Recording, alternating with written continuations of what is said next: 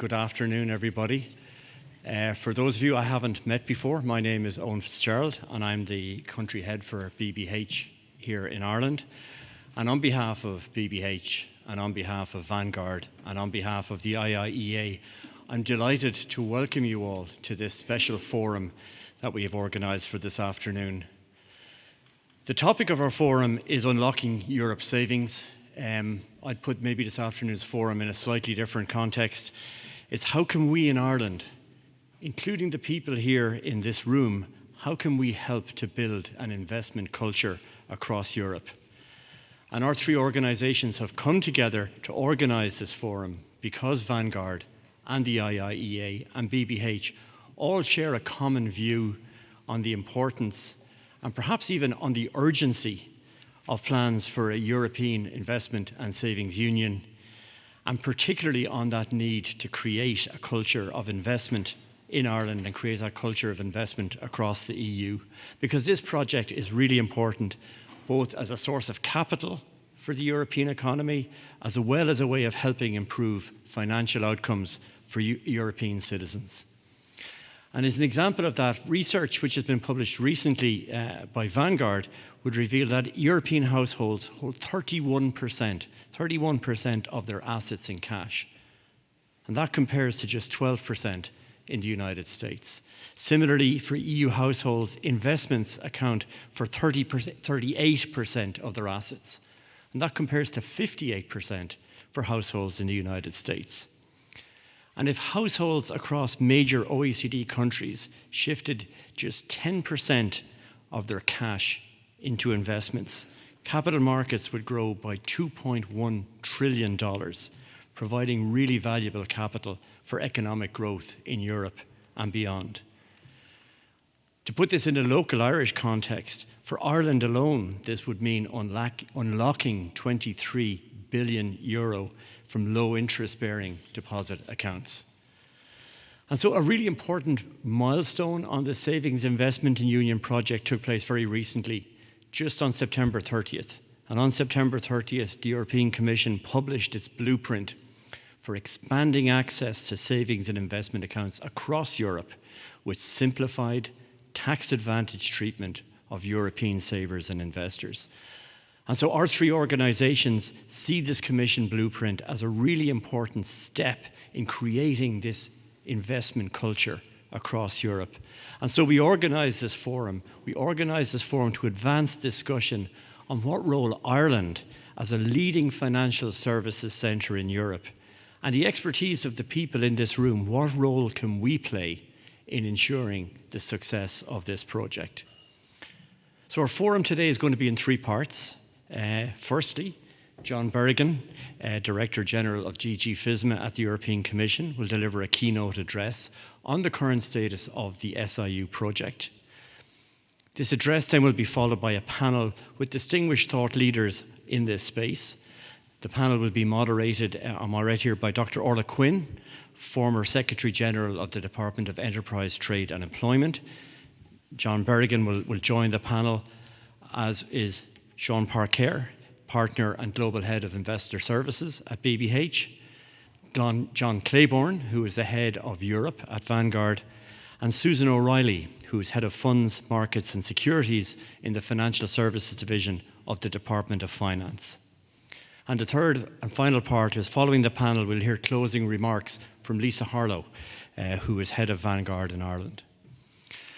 We have a lot of talent here in this room. We've got asset managers, we've got legal advisors, we've got service providers.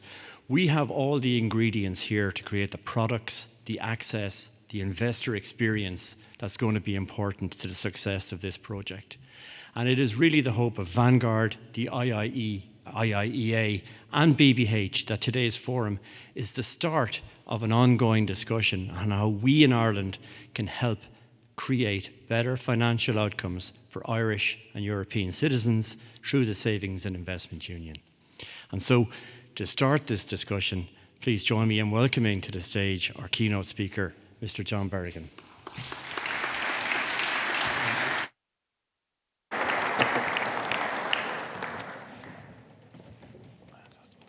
Well, Thank you, Owen, for the introduction, and thank you particularly for using the acronym FISMA, because I'm always embarrassed that I have by far the longest title of any Director General in the Commission. Well, first of all, good afternoon, everybody. It's always a pleasure for me to be back in Dublin, because this is my hometown. And I was actually born in the city centre of Dublin, around here. My father played for Pierce Rangers, a football club from just over there. Unfortunately, talent skipped a generation, so I became a financial economist, and I'm not playing for Manchester United, although I might be so happy if I was tonight. It's a particular pleasure also to be speaking at this event, and thank you to the organisers for inviting me, because it's a very important topic, not just for Ireland, but for the future of the EU economy. Now, before I focus on the savings investment accounts, which I think is the main topic for today, I want to begin by providing some context, because we didn't just decide to do this out of the blue. For reasons of time, I decided not to wow you with a battery of statistics, but Owen gave you the essentials before, so thank you for that. It will save us both some time. But you are most likely aware that the Commission adopted the Savings and Investment Union strategy last March. This strategy is designed to improve the capacity of the EU financial system to intermediate savings to productive investment. Now, the EU has a relatively high savings rate, but a relatively low rate of productivity growth. And in that context, improvement in financial intermediation is an important part of a much wider economic reform agenda, which was presented in the Draghi and Letta reports. And one of the key objectives of the SIU strategy is, in fact, to improve the EU's financial intermediation process by developing the EU capital market in terms of its size and its efficiency. Now, this is not an end in itself. People around Europe think that that the Commission just wants to create a capital market for the sake of having a capital market, because I might enjoy myself more. It is actually a means to achieve other ends, and notably to assure sustainability in pension arrangements, while at the same time enhancing financing opportunities for companies and growing the economy. And in this way, the future of the EU's rather unique economic and social model can be preserved. You will also mostly know that this is not the first time the Commission has tried to build a larger, deeper, and more liquid EU capital market. We have been engaged in this project since the mid-1980s. Unfortunately, I have been personally involved in all these past efforts, so you do your maths, you'll see how old I am, and you'll wonder why I'm still here. But the context is, I think, rather different this time. Unlike in the past, the EU is now facing a combination of fundamental economic and geopolitical challenges. These challenges include structurally low productivity, as I said, and declining competitiveness. It includes the green and digital transitions and the undermining of the international rules-based order amid the emergence of competing regional power blocks. The EU economy is declining relative to other major economies in the world, not just catching up economies, but other developed economies. And we are falling increasingly behind in the innovation race. So let's be clear. The EU is not lacking a capacity for innovation, but it lacks the necessary conditions to exploit that capacity, notably in the area of financing. Banks are typically ill-suited to financing innovation. We have a large, albeit not so integrated banking system, but they're not the right channel for this type of investment. Investment in innovation requires equity as much as debt, and is typically risky relative to alternatives. Such investment is much more suited to a direct financing channel, a capital market. So the absence of a single EU market for capital comes with a high economic cost. The current fragmentation and consequent underdevelopment of the EU capital market implies limited financing opportunities and higher financing costs for innovative companies. A single EU market for capital, regarded in the past as a nice-to-have, is now clearly a need-to-have. Implemented properly, the SIU strategy will help to develop a capital market by developing a European investment culture. This will be an investment culture similar to that we see in countries such as the United States and indeed some of our own member states. This investment culture, as reflected in a wider participation of both retail and institutional investors in a single EU capital market, can address the gap in the EU economic development model. So given that context, it's perhaps not surprising that the Savings and Investment Union strategy has received the support of the European Council. The heads of state and government called for both ambition and urgency in the related Commission proposals. Such is the sense of urgency that we in the Commission, well, the President in the Commission, and then me after her, have been working intensely since March to present almost all our proposals before the end of this year. In June, we published our proposals to revive the securitization market. In September, we published a recommendation on the savings and investments account, the focus of today's event, alongside the EU's first financial literacy strategy. In October, we adopted secondary legislation facilitating investment by insurance companies under the Solvency II framework and proposed targeted measures to facilitate co-investment of private institutional investors under so-called legislative programs under the Capital Requirements Regulation. Only last week, we issued a pensions package comprising a recommendation on auto-enrollment, pension tracking systems and pension dashboards, as well as targeted amendments to the IRP2 directive and the PEP regulation. This last big piece, or I should say the last big piece, for 2025 will be the forthcoming market integration and supervision package. That's to be adopted next week. And this will cover trading, post-trading, asset management sectors, and tackle issues relating to supervision in those sectors. There is more to come in 2026, including a report on the EU banking system and a review of the EU Venture Capital Fund regulation.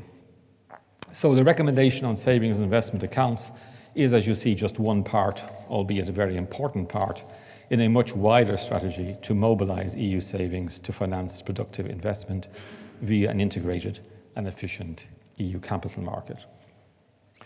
Which then brings me to the topic of today's discussion, the agenda for savings and investment accounts. Now, the recommendation we put out was sponsored by Commissioners Albuquerque and Hoekstra and was adopted by the College on the 30th of September, encourages member states to establish savings and investment account frameworks or improve their existing frameworks. Such accounts are designed to give retail investors an accessible means to invest in capital markets rather than keeping all their money in low-yielding deposits.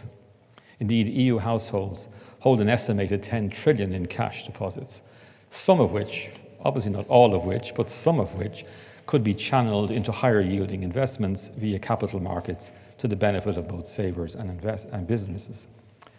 In drafting the recommendation, we drew on existing best practice in some of the member states as well as an experience in other parts of the world.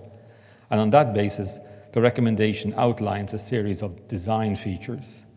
These include a wide range of authorized providers to foster competition, so banks, investment firms, neo-brokers, simplicity and user-friendly access, both online and offline, flexibility, for instance, allowing individuals to hold multiple accounts and move their portfolios without penalizing tax events, a broad but prudent investment scope, including shares, bonds, and funds, while avoiding overly complex or high-risk instruments, and well-targeted, easy-to-understand tax incentives alongside streamlined tax procedures, such as using SIA providers to help with tax declarations and payments.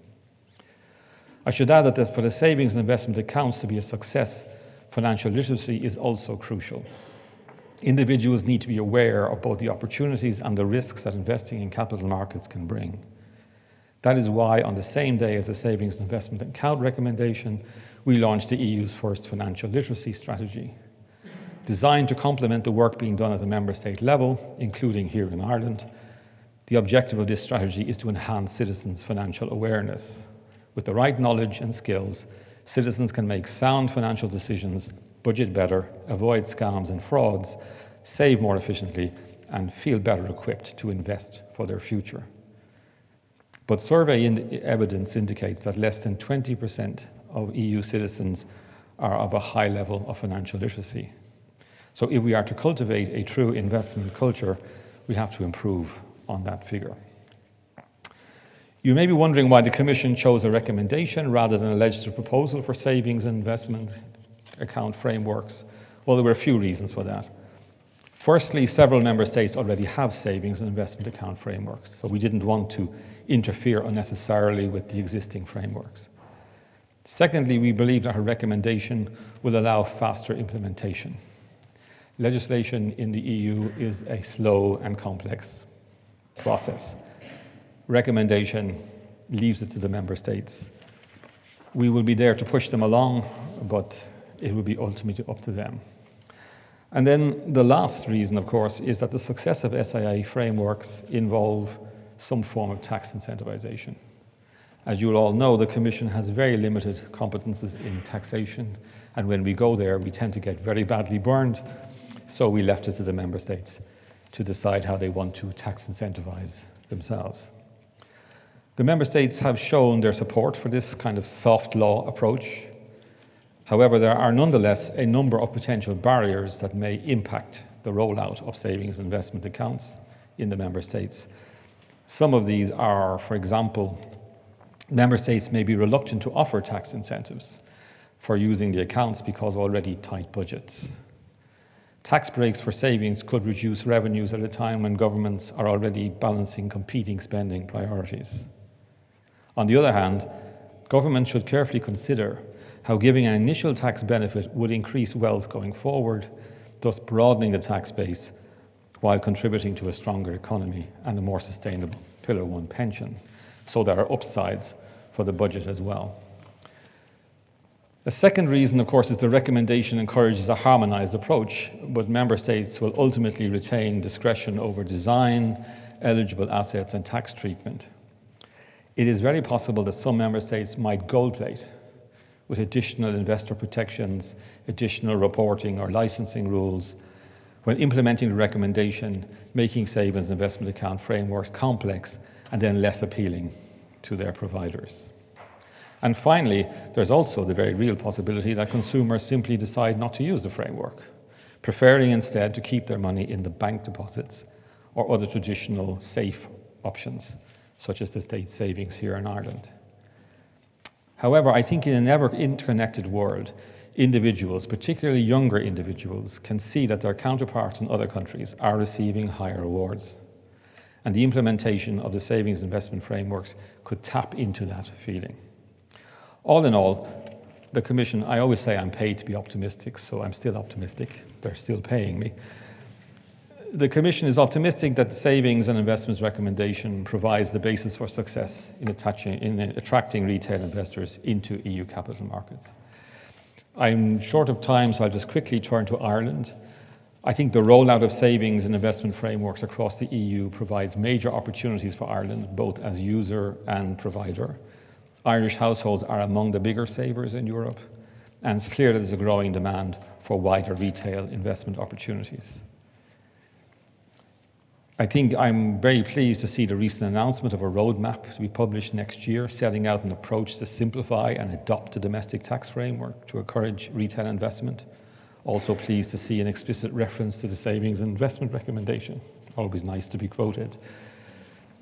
Implementation of targeted tax reforms to boost retail investments would be a win-win, I think, for all involved. Meanwhile, Ireland is also, of course, one of Europe's largest hubs for investment funds, administering over 5.5 trillion in assets in 2024. As of May 2024, Irish funds represented about 6.5% of global investment fund assets. That makes Ireland the third largest centre in the world and the second in Europe. So this scale, I think, means that Ireland can serve as a major channel for transforming household savings into productive capital, precisely one of the SIU's strategy's goals. So indeed, Irish-based fund managers, administrators and platforms are well positioned to design simple, low-cost and diversified investment products.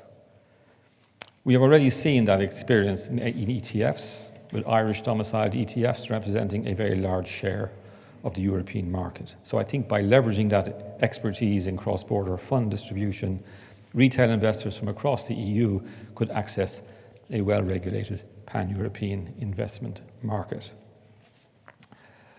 Of course, we in the Commission will be working closely with our Irish colleagues very soon when they take up the presidency.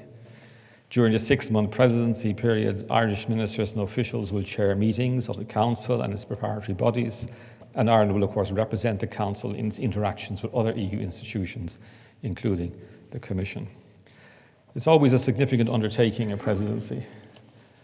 It requires extensive preparation, strategic prioritization, and the ability to build consensus. Ireland has the experience of past successful presidency, and it's already well advanced in its preparations, I think, using that experience. And while I'm well aware of the specific sensitivities in Ireland, Ireland has been largely supportive of the goals of the SIU strategy and is strongly in favour of increasing the competitiveness and attractiveness of the EU capital market. So we're looking forward to work with Ireland in the presidency, not least because all of our files will be probably heading into co-legislation during the Irish presidency, if we're lucky. Before I actually wrap up, I just want to return to the broader geo-economic context. I've been asked to add a few reflections on the consequences if the SIU strategy does not deliver success. I don't want to be too alarmist here, but the stakes are pretty high, and we are already behind the curve. We're operating in a global environment where capital is increasingly mobile and where other jurisdictions are moving swiftly to attract investment, streamline our regulation, and support the growth of strategic sectors. So we can't afford to fall further behind. While the success of the SIU strategy is by no means a sufficient condition to restore productivity and competitiveness in the EU, it is undoubtedly a necessary condition. If the SIU strategy ultimately fails, the EU will continue to have a relatively inefficient financial system characterized by a large but fragmented banking sector and a very underdeveloped capital market. In short, we will have a 20th century financial system ill-equipped to support 21st century industrial development.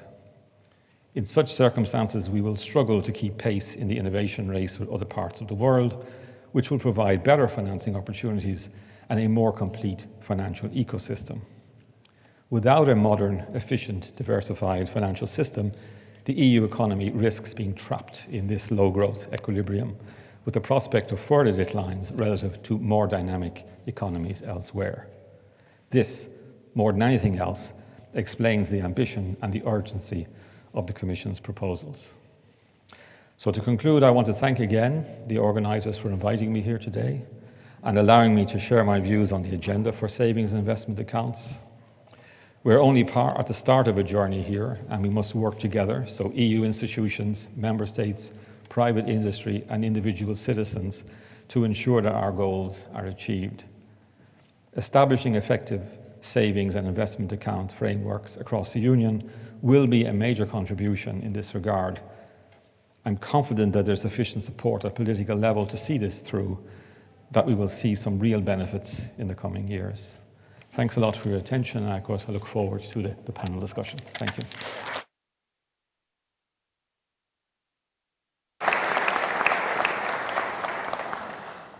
Thanks for that, John. And John introduced himself as DG of FISMA, but I think it's really important that, and I'm sure the vast bulk of people in this room will just understand the breadth of his responsibilities at EU level, where he is responsible for EU level policy making, legislative initiatives on the financial sector, banking union, capital markets union, sustainable finance, digital finance, anti-money laundering and sanctions. So you have a very big agenda, John, and we were delighted to be with you today to share some of your ambitions and some of the Commission's ambitions.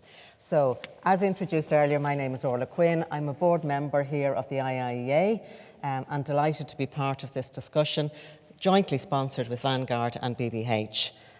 It's one of the things that the IIEA do particularly well is opening up discussions and hearing voices, and we very much value the sponsorship from our two parties here today. So I mentioned briefly, and I'm going to call on each of them to give a response to John's words. Sean Parker will go first. He's the partner and head of Global Investor Services at Brown Brothers Harriman, BBH, and then we'll have John Claiborne after that, and then Susan O'Reilly. So let me pass the mic to you first, Sean, and your comments, please. Thank you, and thank you, John, for joining us today. It's interesting sitting on a platform with our friends in Vanguard. We think of our business in terms of trillions. We have 6 trillion of assets under custody divided between the US, Europe, and Asia.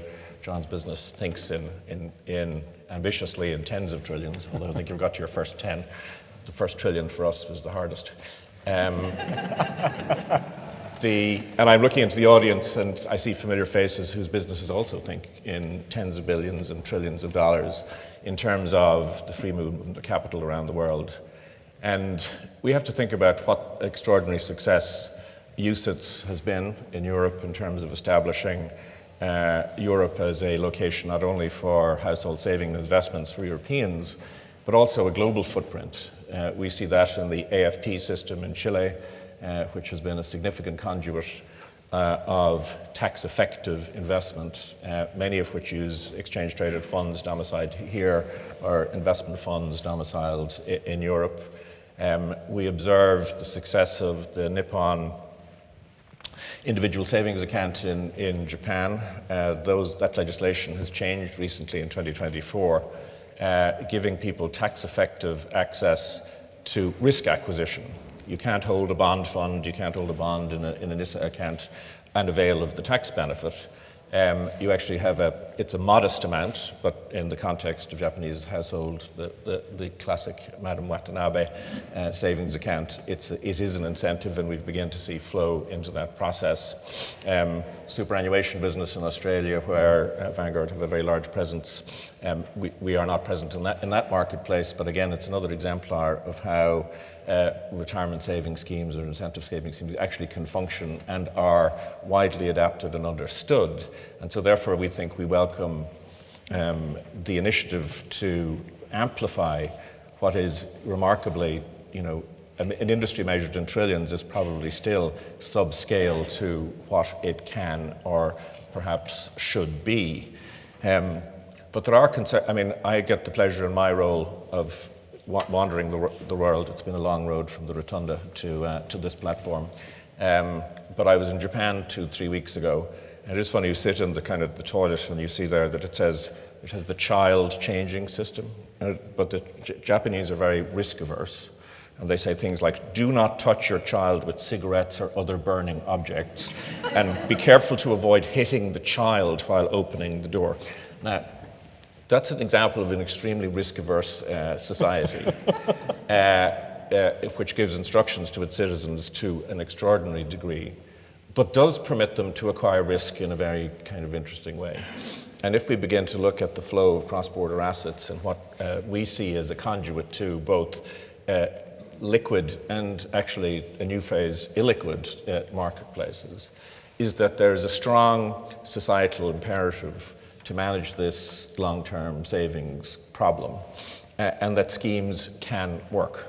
They can incentivize. Now, arguably, that still isn't as large as it could or should be, but nonetheless, I think that it's given the lesson that in order to satisfy this need for not only savings, but investment, the acquisition of investment risk, that there are tools and conduits available in the marketplace that have been highly successful in this regard. I think that we're probably very encouraged about the movement towards the SIA, but worried that the brand of UCITS is going to be damaged by, under the "it ain't broke, don't fix it" thesis. I think it's very difficult sitting from the point of the Commission to see, well, actually there are a lot of the parts of the system that are not broken, but they're not functioning in the way that they were originally set and designed for. And I do think that we should be very proud in Ireland that we have, together with our neighbours in Luxembourg, created an investment platform that actually is globally transportable, that does have a brand in 55, 60 countries around the world. A large part of the investment that we've made in allowing people access and contribute to these capital markets it's been a significant multi-decade investment, but it does allow for safe conduit of risk to retail institutional investors into a solid institutional platform in Europe. And as I've often said, I worry that we try and repurpose that platform to too many other policy objectives. That the need to allow access to risk acquisition, and interestingly, the model in Australia and in Chile, in Chile, it specifically inhibits you investing locally because they recognize that local capital markets actually can't supply the amount of return that would be required to maintain long-term investment returns.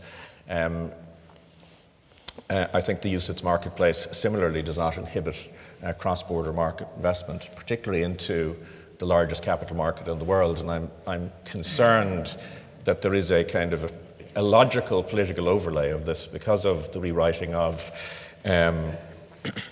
the rules of international diplomacy, that we are concerned that we're going to use investment opportunity for retail investors as a politicized view about where we can allocate capital.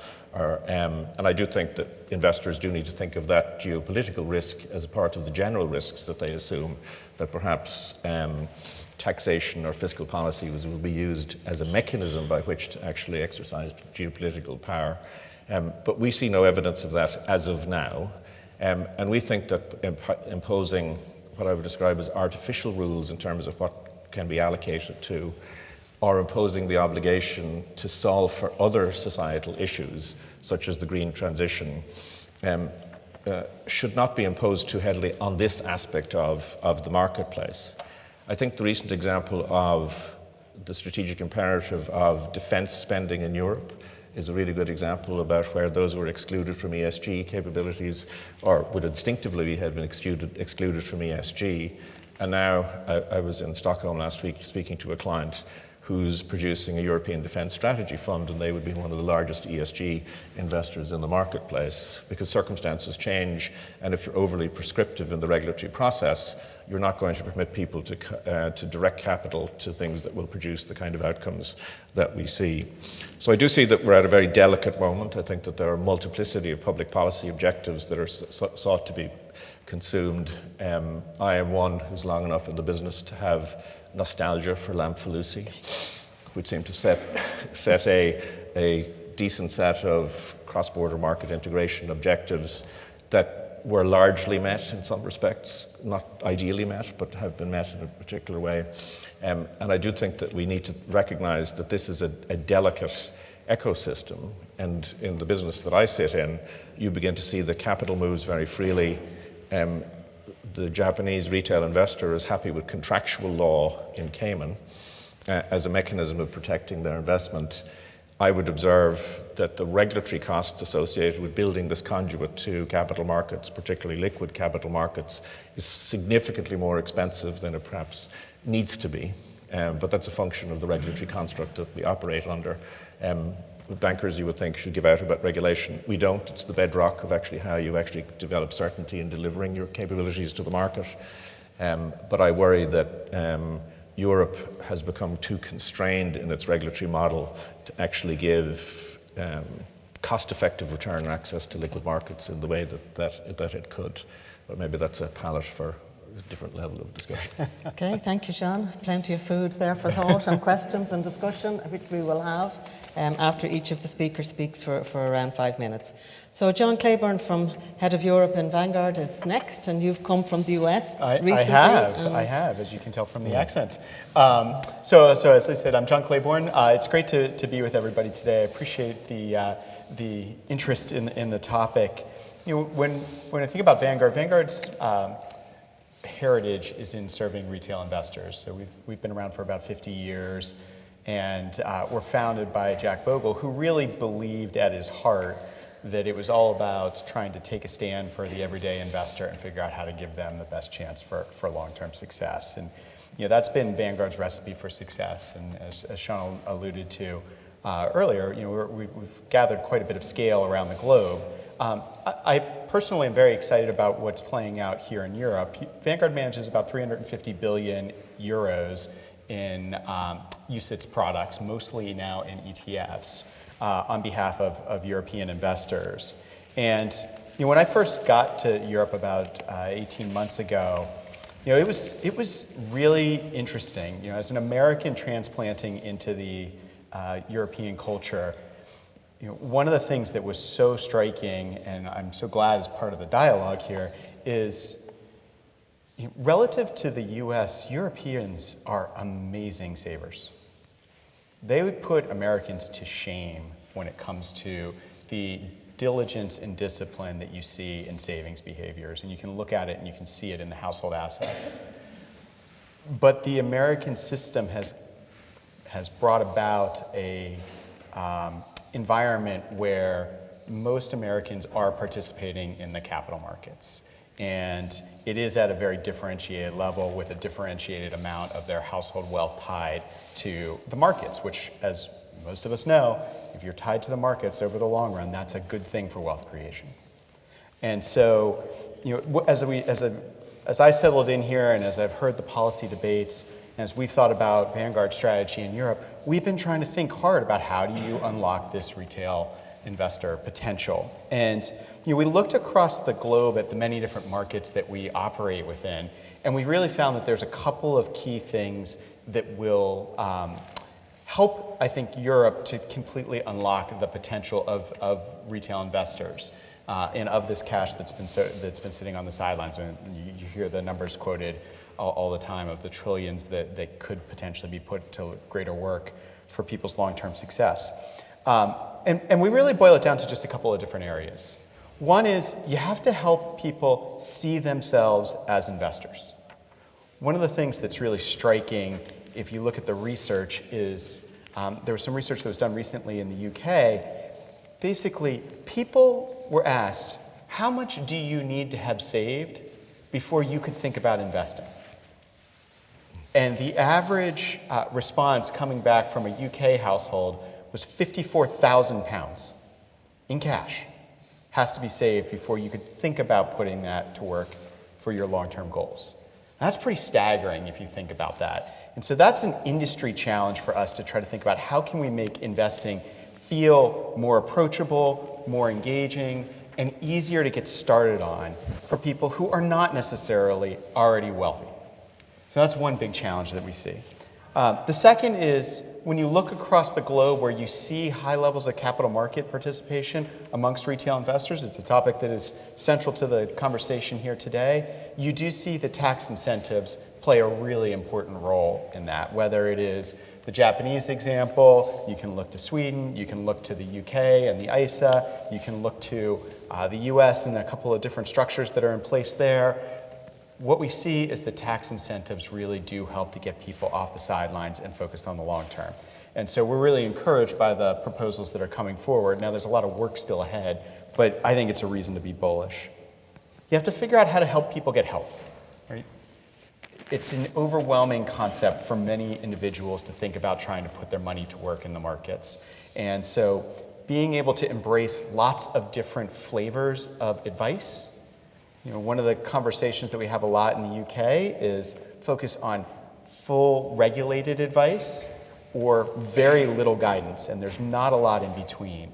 And so how can you have a variety of different advisory models that help people who might just need a little bit of help to get started, might need a little help choosing an investment, might need a little bit of checkup on whether or not they're on track, might need a lot of help thinking about transitioning into retirement.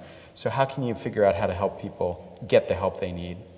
And then finally, how can you help them understand that whether or not they're getting a fair deal and how transparent your fees and costs are associated with getting invested?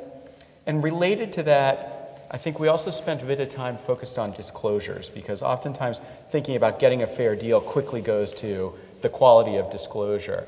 And what all of our research would tell you is that actually you have to be really careful with disclosure because it's become a bit of a crutch in many industries where there's either copious amounts of it or you see it get shorthanded to small statements that are very scary, candidly, to the everyday, either Briton or European. We spend a lot of time, we run a direct-to-consumer platform in the UK, and one of the things that is plastered on every ad is capital at risk. You think about what that says to somebody. That does not say, over the long term, your assets may go up and down, but more likely they're to go up.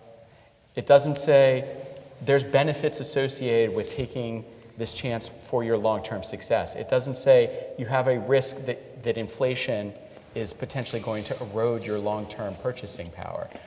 It scares people away from investing. And so trying to think about how can we reform that, I think, is a really important part of solving for this.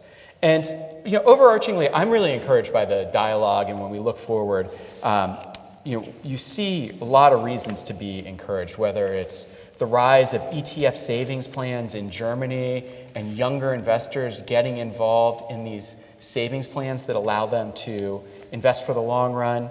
You see new tax incentive accounts, some coming here in Ireland hopefully shortly. You see them coming in Poland as well. So there's green shoots around the board, and we're really excited about it. So happy to go a little deeper on that as we get to questions. Great. Thanks so much for that, John. Again, lots of food for thought. So our last speaker today is Susan O'Reilly. She's the Head of Funds, Markets and Securities in the Financial Services Division in the Department of Finance. So I'll hand over to you, Susan. Thanks, Orla. And thanks to the IIEA, BBH and Vanguard for having me here today to participate in this discussion, which is really timely and is absolutely so important for the future. So, as mentioned already today, retail investment being one of the cornerstones of the SIU, and improving that retail investment is key to unlocking the potential of capital markets for citizens, but also then for companies. And Ireland is committed to support initiatives that enhance retail investor participation in capital markets and in supporting broader financial inclusion and better investor outcomes. It's already been mentioned around the high savings deposits levels that are in Ireland, but also across Europe. But in 2023, that amounted to 178 billion that were held in Irish banks, credit union accounts and state savings products. And as mentioned, we're not unique in that regard. That's quite common across Europe. These savings could provide greater returns for individual citizens and for the wider economy if they were invested. Ireland, as you know, does not yet have a diversified savings and investment culture. A large amount of the private savings are held in the low-yielding bank deposits. And in a low-inflation world, the traditional deposit account doesn't serve the household well and doesn't serve the citizen well. But today, the landscape has changed. Inflation has been persistent, and the cost of leaving money idle in the bank account is more visible than ever, and the value of savings erodes.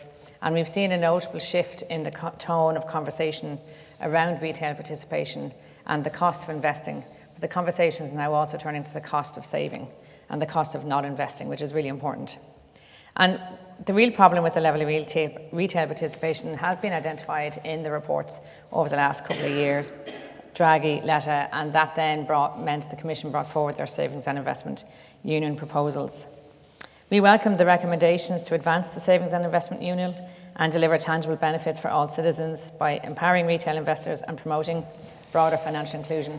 And in fact, many of the proposals that have come from the Commission already and that are in the pipeline are aligned with our domestic approach. We had the financial literacy strategy that came out last year. We've had, the Minister had announced a roadmap on savings and investment and some changes from budget. And we also have the auto-enrolment that's starting next year. So all of those policy objectives are very much aligned with where the Commission is going, which is very nice to see that we're operating off common ground, and that's done. As part of the budget 26, the Minister did announce that he is going to publish a savings and investment roadmap next year. So, any changes around savings and investment in Ireland is going to be a multi-year project. It'll be a very significant project, and as part of that, it will also look at reviewing and modernising the tax framework for retail investment. The Budget 26 announcement around moving from 41% to 38% for the life insurance products was a really positive step in that direction, and the Savings and Investment Roadmap next year will move that further into the next stage. Aligned with that, we'll also have the Savings and Investment Forum, which will be a forum convened by the Minister, which will have market participants, both domestic and international, bringing people into the room to talk about savings and investment, the retail environment, capital markets, and what we need to do next. And that, of course, will be aligned with the savings and investment recommendation that came from the Commission in September. So, There are big changes that are coming, and many cohorts in society will benefit from saving and investing for their long-term life goals or for retirement.